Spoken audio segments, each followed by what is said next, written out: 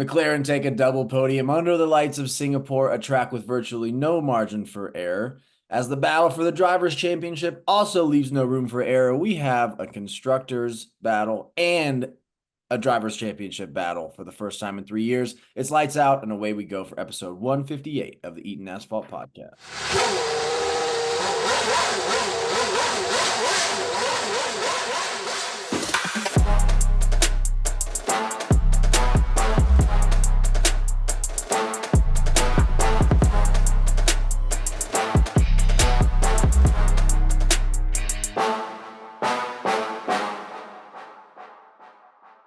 Well, buddy, it's if the races keep going. I mean, listen, not the most exciting race like of all time, just in terms of like action on the track, but the results are exciting to look at. If it keeps going like this for the rest of the season, right? Lando 1, Max 2, provided there's no fastest laps put in there, then Max takes it. If Max has one off race, there's no room for error. Max not necessarily known to be the most like mistake prone guy. Lando, sometimes inconsistent. So, well, I guess we'll see how it goes. But yeah, what was your opinion on the race? Yeah, I mean, it's a leading, like you said, it's leading into a potential showdown, similar that we saw it in 2021. The race itself was, we were expecting a lot of chaos. I think when I looked also into this weather and it being raining every day, I'm pretty sure it's like Florida where it rains like an hour every single day, which is why we didn't see the rain when I expected to see the rain at night. I guess probably a little less crazy, which I couldn't imagine them doing a race during the day if they struggle how they do leaving like the track and being at the end of the race and how like unsteady they are and how much weight they lose if they did this in the middle of the day, which I think is probably the reason they did this night race is for health concerns. Yeah, if it would have rained and it would have been more slippery on the track, it would have been chaos because Yeah. everybody was hitting the wall, at least like brushing the wall or touching the wall. Lando specifically seemed like he really was just magnetized to that wall somehow. But yeah, I like weather was interesting. Race was, It was a race. it I'd was, rather have this weekend than the next 3 weekends. So, you got to put it in perspective, I guess. it's so weird. It's so weird that yeah, we just like it's like a dad, a dad that leaves to go out and gets Formula One is the dad that goes and gets like cigarettes and be like, I'll Mm-hmm. be right back. And then he comes back like 3 years later and you're like, what happened there? Like, well, we had to move continents. Was this a break? No, break was way before that. This isn't a break. Seems like a break. Well, anyway, let's get back to the episode. On the today's docket, we have a hot lap recap, winners and losers, and a recap of our racing gambling predictions. Let's get right into it. Marco, give us our hot lap recap. All right, let's do it. Hot lap recap. We head to the humid southern peninsula of Malaysia, where we have a number of surprises happening this weekend. Starting on Saturday, we saw Perez back in his groove of not making it into Q3, falling behind both Williams drivers. In Q3, both Ferrari drivers had a session to forget as Sainz crashed and Charles had his final lap time deleted, starting them 9 and 10 on Sunday.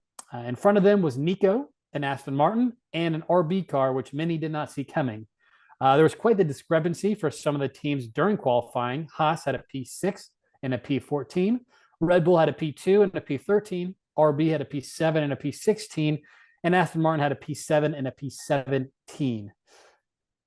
So, yeah, just kind of all over the board there. On Sunday, one of the biggest surprises for me was Lando holding off the lead after lap one. Albon takes a lick of his own medicine when he's dishing out the past few years. And it looks like he's the second best driver at Williams, with Colapinto coming to the team. His DNF 17 laps into the race. Colapinto gets the tip of the cap from Sergio Perez, noting how impressive he was driving in their midfield battle throughout the race. Lando was inches away from self-sabotaging his race while up 23 seconds to Max at lap 29 and again on lap 45. All of these unnecessary close calls to win a race by 21 seconds. I end the hot lap recap with a sad note, though, as we say goodbye to the driver of the day and the 2024 Singapore Grand Prix fastest lap holder, Sir Daniel Ricciardo. F1 will not be the same without you. R.I.P. Gone, but never forgotten. And maybe not gone. You'll never know. Maybe he subs in every now and then. Yeah. Man, was that sad. That sucked. Like Yeah. they really, and like obviously F1 social media teams are gonna like, that's a big point. It's gonna get a lot of engagement. But I feel like I saw a lot of like, well, here's Sad Danny. Oh, you Mm-hmm. remember what Sad Danny looks like? Here's a chopped up version of that Sad Danny video that we gave you. Here's some Mm-hmm. Danny's highlights, and then more Sad Danny. It's like, yeah, we get it, man. It's his Yeah. time's come. It's probably the argument could be made that it was over earlier this year, but we sorely missed already. Yeah. They did like asking him about it. Like you said, they wanted him to talk about it, which is obviously going to lead to emotions. Yeah. I did think that like potentially the year before when he took his year off, that could have been potentially his way out. And so he had maybe a little preparation into maybe not coming back to the sport. But I don't know if he felt that way. Yeah. I don't know. He's kind of like the dog, the family dog that's like, all right, he's in a farm now. He's gonna go to a farm Mm-hmm. and be, running with the chickens. He's just gonna be like basically in the US in Las Vegas getting drunk. And that's like where I want him to be in my brain. Yeah. I mean, I just saw something today, kind of off topic, but Logan Sargent is getting a test drive in an IndyCar later this year. Maybe we see a similar thing with Danny Ricciardo.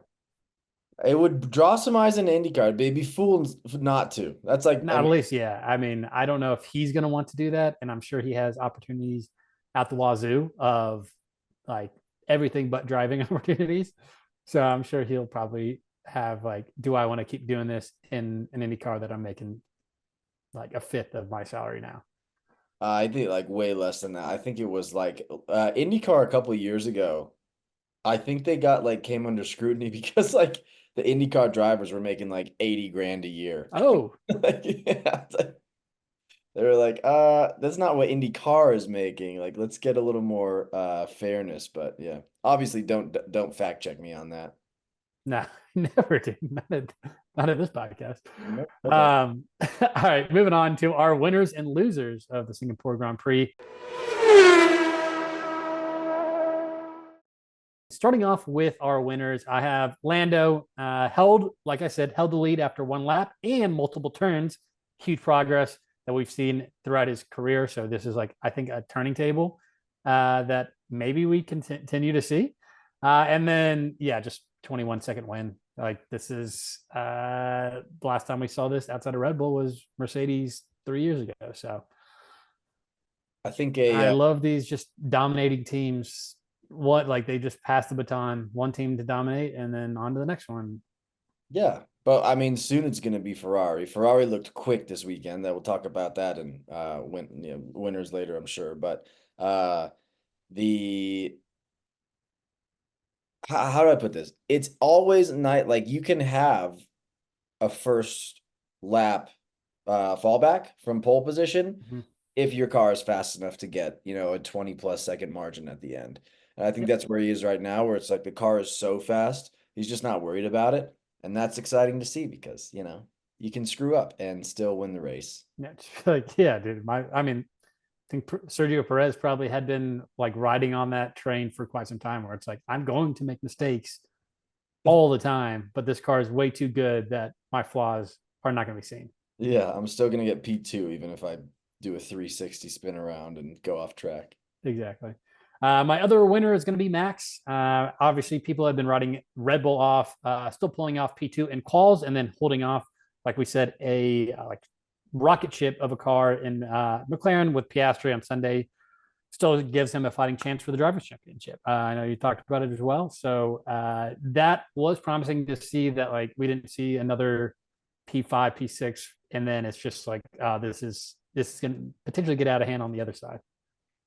Yeah, that would have been bad if like they had if Max had a Sergio weekend, it would have Mhm. been big trouble. But I think it's good to be like he still feels like he's in the driver's seat right now. Yeah. And then my last winner is going to be Franco Colapinto. No points, but a P11. I mean, I don't think you could have probably imagined a driver coming in fresh, a 21-year-old with open seats. And all these teams that have open seats definitely have to give him a hard consideration for next year because, like I said, he's looking better than Albon since he's joined. Yeah. Like quick, consistent, and uh and yeah, consistently quick. It is a So little what you early. want him to drive for? It is a little early to be making that claim, but as a fellow countryman, I can tell you my Yeah. dad, who's from Argentina, didn't doesn't know a lick about Formula One. Mm-hmm. But yeah, I did get a text last week saying, "How about this Colapinto guy?" And Look at that, dude. I was like, "What about him? Like, you tell me one thing you know other than Argentina's rallying around him. Messi won the World Cup. You know, he's probably not going to win much more. We got to focus Uh-huh. attention somewhere else. Yeah. Colapinto, easy substitution."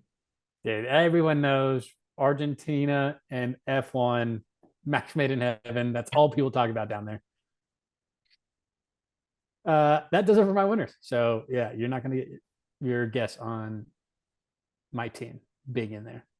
Okay. I mean, bad qualifying, obviously, like P9, P10. During the race, Charles looked looked good and comfortable. And I think Fred Vasseur there was some quote after the race where he was just like, look, it's like if we can take a positive from this weekend, it's like we do have a fast car in race space. We just got to put it together in qualifying. So like that is kind of, I'll be honest, I am a little bit counting on Ferrari to help with this Max Verstappen Mhm. Lando Norris battle. If they can wedge themselves in, I don't think they're faster than McLaren. I think on a good day they can be faster than Verstappen. And so like if they give that wedge, then Lando has to win all the Mhm. races that are left, which is a big if, that's a bit of an unknown. But yeah, I think like there is I wouldn't be surprised if Ferrari win at least one race like before the end of the season. I would assume so. Yeah, and I mean, I don't know, they were going to be in my losers because the car was fast enough to provide a much better outcome on Sunday than they got. So I'm taking it as like a man, we did not live up to like the car's expectations this week. Is kind Right. of how I looked at it. Which is nice when you're in a Yeah, position no, it's like what did they end up like P5 and P7 it was, I think. yeah. We don't fact check. Yeah. If it was P5 and P7, 100%. Nobody fact checked me. Um because it was right. It is right. P5, It P7. was right. Yeah, yeah, That's why you don't fact check yeah. us. We're always right no matter what. Yeah, I honestly like I'm not being I know we kind of rib each other on this podcast sometimes. I think they are quick and I think Charlotte at least has like a lot of confidence and so as long as, Sainz doesn't sabotage the team on his way out, doesn't Yeah, burn the boats. but the 10-4 had it still on. What Uh, about losers? my losers, I'm going to go with Red Bull. Just not on the track, but they just lost another senior member of their team to McLaren. They're just hemorrhaging their team that has been with Red Bull for like Newey's been there for decades. This guy was with Red Bull for 20 years. Uh, so yeah, they're just not looking good off the track right now. Yeah. Um, at what point do you think Christian Horner's job gets called into question? Because like who's going to I do mean, a wouldn't you better think job? it's a little too late now? If they're like, hey, we're gonna pick a side, either Christian Horner or everyone else, they chose Christian, and then if they bounce away from that after everyone else did leave, then they're left with no one. That's fair. You Yeah. know, they should have been like, hey, we know what like y'all called this. He was like, if they ride with Horner, this team's gonna implode. And it is imploding before our very own eyes. That's true. I forgot that Yost called this like at the beginning of the season. Yeah. It's a good reminder of how long the F1 season is when we can like I mean I want to say I have completely forgotten about Christian Horner's like sexual assault. Yeah, yeah, right. Time heals all wounds, you know? It does, but it just seemed like time was like worked double time on that one and got it Yeah. done pretty quick. And once you get 2 summer breaks, who forgets the last time, My last loser is also going to be off the track. RB Honda's potential marketing dollars, along with the majority of their merchandise sales, when moving on from Danny. I saw like some of their biggest sponsors. I don't know. Maybe it's just like fans and other media members just like mad that Danny's leaving, but they were just being like three of their top five sponsors may leave with Danny leaving. I was like, this. I don't think that's probably true. I don't know, man. Like, what merchandise do you have Of RB, of F1? Ferrari, Ferrari and Danny. Fuck, you're yeah, right. that's You're right. Yeah, I but have I have McLaren, I dude, have not RB. I have this McLaren, and then I also have I have a Danny Rick hat. So And you also have a Haas hat. yeah, that was a Goodwill pickup. So Oh, yeah, okay. that one doesn't count as Like I wasn't planning on this at all, actually. well. Another bonus loser, Sergio Perez's dad, hospitalized after Sergio's crash in Baku. Oh, I think it was like now listen, thoughts and prayers with the guy, obviously. okay. Speedy recovery. It Continue. sounds like Yeah, he's already yeah. out of the hospital. Okay. Sergio Perez's dad is like the peak Latin American, like very emotional, Mm, very like loving of his son. I think the story goes, and this is again, no verification allowed. Please don't fact check. Uh, the story was that he saw Sergio like on the last lap, and then uh, when Sergio crashed in Baku, he had like a mini heart attack, which is essentially when you feel like you're having a heart attack, mm, don't have a heart attack. Um, some people are saying that he was just being a little bit dramatic and just wanted to say, nice. but yeah, I'm not saying that. Some people are saying that. Other people are saying that he is just he's being dramatic. Yeah, he's being Well, dramatic. that's fucked up for those people to say that. It's gonna Had be a heart attack, had a heart scare. my luck that I at 28 years old have like a heart attack. And when you do, we're gonna be like, he's probably faking it. The only thing I also wanted to talk about on this race before we move on is, do you think that fastest stolen lap will matter? No, no, and I don't think it's because like trust tree here. I don't think it's such a tall order to ask Lando to finish first in every single one of these races from here on out. Um, it like he has the car to do it, but he doesn't have the qualification. He doesn't have the quali consistency. Mm-hmm. And like you're counting on no freak accidents, no racing incidents, no hitting the wall, no sliding, like no spinning. That's a lot for six more races Yeah, when there's a lot of pressure on the kid. He didn't win a race until this year. And now we're talking about, well, he's got to win six in a row and Max can't finish second place. Like, I don't think yeah. that's I mean, the thing I think about though, right? Obviously, like Max has been there multiple year after year, but can that Red Bull keep up with that McLaren?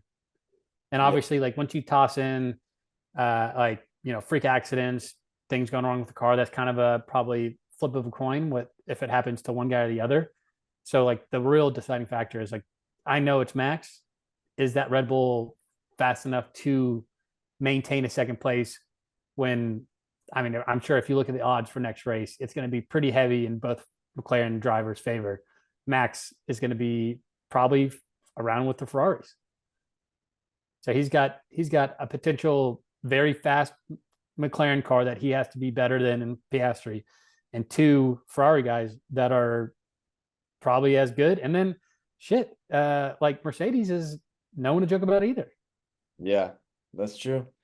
Um, how poetic would it be in Abu Dhabi if Oh, they go in tied and a freak thing comes around. Oh, dude, what goes around comes around. Danny crashes, Max is in first place, they unlap the cars, Oh, Lando catches Max on a race to win. Yeah, dude. There's F1 has an opportunity to do a very hilarious thing, and that's fix Abu it's like Dhabi. if you ever complain about this, Yeah. you either get this one and lose the other one, or you lose this one or get and keep the other one. Red Bull fans on the internet would have nowhere to go. They would be backed into a corner that they couldn't get out of. Dude, we lose every way. Also, like a secondary follow up. Do you think if Max had fastest lap, Danny does that? No, Yeah. I mean, no. it's his final race. Like that was kind of the reason, right? Initially, Yeah, I do you think think he's there would have to be coordination because I don't yeah? think Danny can't come in by himself and be like, "Softs, please, Put him boys." on, boys. They're Let's get this. not gonna be like, "Oh, why are you pitting? Like, we're not ready." It's like, put on softs. I'm about to do something brazy. I want this, boys. Can you imagine though, like how you are rolling the dice a little bit if you're Danny Ricciardo and you go in to the garage for softs just to get a fastest lap as somewhat of a I mean, partly strategy, sure, somewhat of a ceremonial, like, Yeah. hey, like leaving the mark And on the last yeah, race. He just smacks into the wall, ruins the car. there's like it's not mine anymore. Fuck you guys.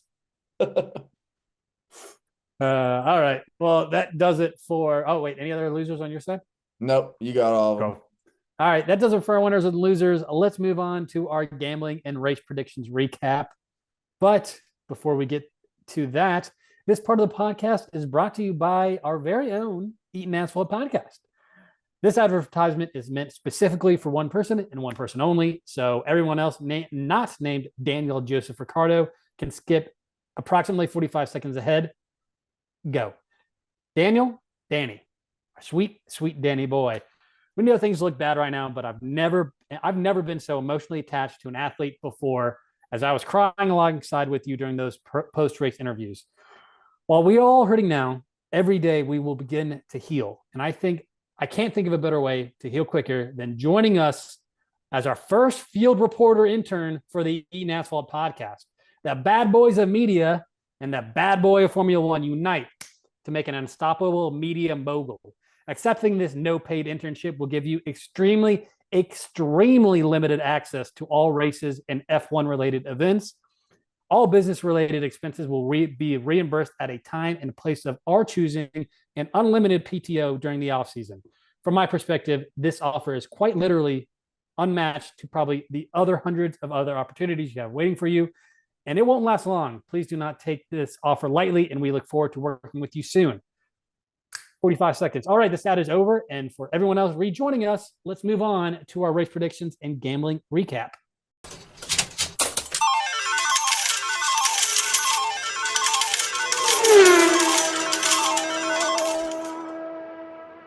All right, we can do race predictions first. We're kind of both on a little streak. I'm on a 3-week streak right now of getting at least one this week with K Mag not finishing. That was such a good prediction. That in retrospect, one of the most obvious things ever. But yeah, and I got 2 cars to not finish the race. We both got one prediction right. Going into the weekend, it was 11 me, 10 you, and so now I'm leading 12-11. 6 races left. It's game on. Game on. And All right. let's go to gambling predictions. I'll get it out of the way first.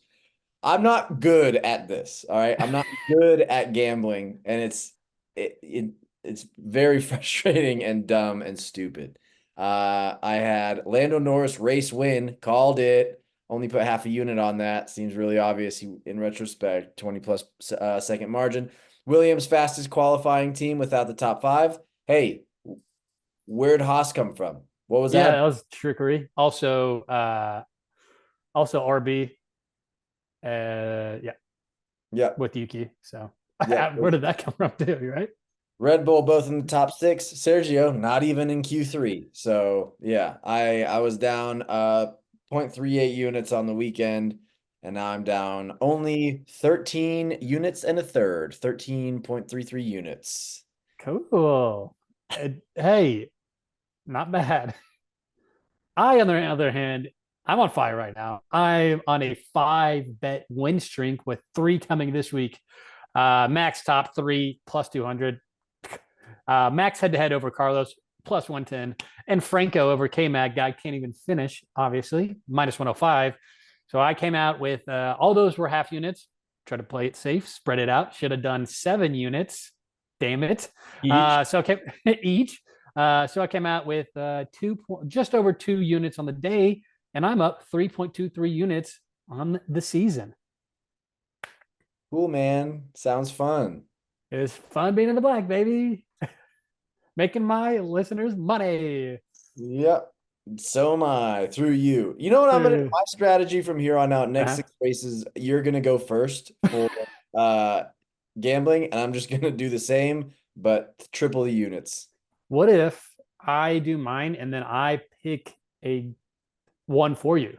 A Marco's pick that I have to Yeah, take, I like Marco's that a pick for lot. you. I mean, can't get much worse. No, I mean you And can't. you decide the number of units, Okay, okay, okay. and you get to guess what the odds are, and you can take either side. What does that mean? Like if I'm uh Oh, head max to to head. Okay, okay. Yeah. yeah, or like head to head. Who do you want? All right. All right. I like that. Yeah, we Uh, can help you somehow. I mean, now I feel like, Gonna yeah. fix this. Now I'm getting my hand held on gambling like a child. Hey, buddy. You know what this means, right? Plus odds aren't great. Like, oh, I thought plus was a good thing. Oh, I like plus positive. Oh yeah, I'm a positive guy. All right. Well, that does it for our gambling and race predictions recap. And that does it for episode 158 of the Enas Fault podcast. Like we said, we have 3 weeks until Austin. And so, we'll see you in 2 weeks for See you the around preview. Halloween time. Yeah, it's going to be literally the end of October. Yeah. All right. Sounds good to me. Perfect. See you, assholes. See ya.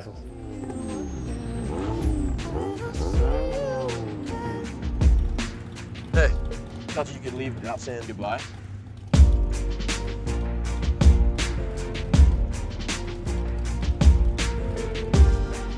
I used to say I lived my life a quarter mile at a time. And I think that's why we were brothers. Because you did too.